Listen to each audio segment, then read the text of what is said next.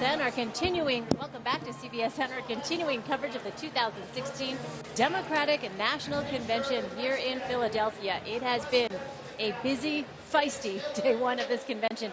And joining us now to talk more about that, we have Linda Tran, CBSN political contributor, founder of 270 Strategies, also worked for then Governor Tim Kaine, right? And we also have Frank Luntz, Republican strategist, GOP pollster, and CBS News contributor. All right, I'm actually going to start with the Republican here because, Frank, you've actually been talking to Democrats, is that right? Yes. Tell me about some of the interesting things that they've been telling you about how they feel about this election. So you've got, and I've been studying the Bernie Sanders voters, and you have about 70% of them that are already fully in Hillary Clinton's camp. There's about 15% that are seriously considering voting for Donald Trump and 15% that are trying to decide whether or not they're going to stay. His speech tonight is going to be, to me, the most important speech of the convention other than Hillary Clinton, because he's going to have to give a stronger endorsement than, of course, what Ted Cruz did at the Republican convention. Now, he's going to say the words, "I support Hillary Clinton," and he's going to criticize Trump. The question is, does he say to the people in this room, you have to make this decision, because if you don't, then Donald Trump wins. It has to be strong, clear, unambiguous.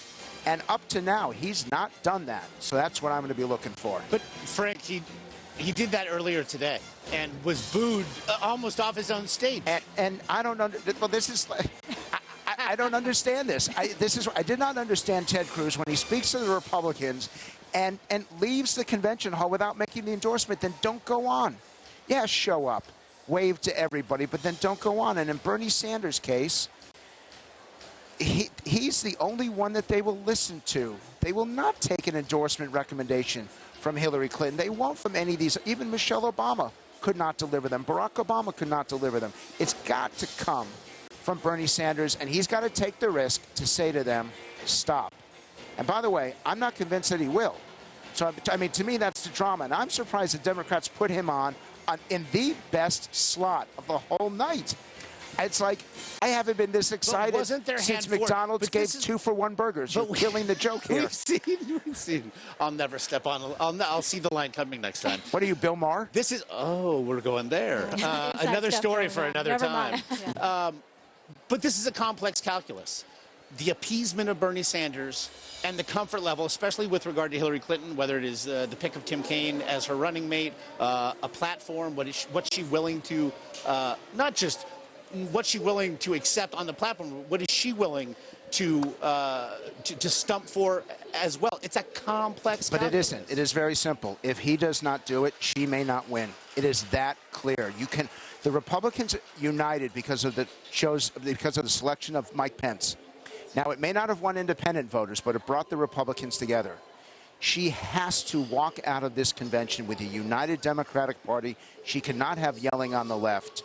So it is very simple. If he doesn't come through with a clear cut, not just an endorsement, but to actually say to those voters there, stop, you're making a mistake, then her election is in jeopardy. All right, so for anyone that's just joining and is just learning about all these convention shenanigans, for lack of a better word, great word. We want to go ahead and play for you that sound that Josh is referencing of Senator Sanders speaking to his own delegates and getting booed earlier in the day. Let's listen.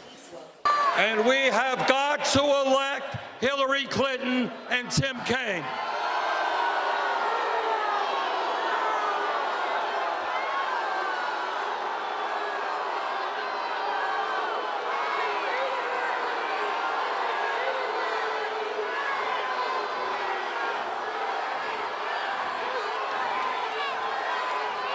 Brothers and sisters,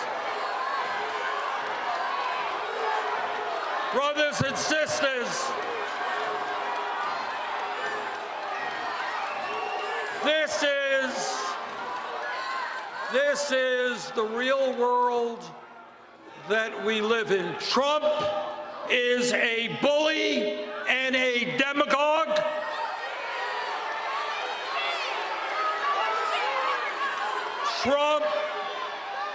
Trump has made bigotry and hatred the cornerstone of his campaign.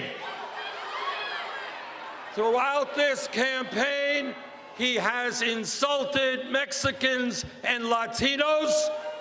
He has insulted Muslims. He has insulted women and African Americans.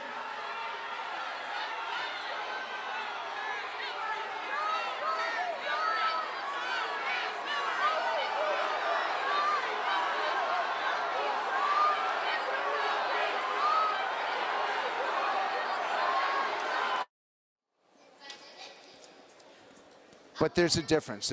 I understand what he said. It's not what they heard, and that's what matters here. And we've studied this. Yes, he gave a full-throated endorsement, but that is not the same as them accepting it.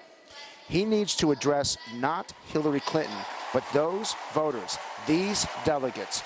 If you leave, I would write it for him. If you leave this room tonight, if you leave this arena, and you are in any way undecided, you will elect Donald Trump the next president of the United States. I appreciate your support. I value it. It means more to me than anything you have ever done.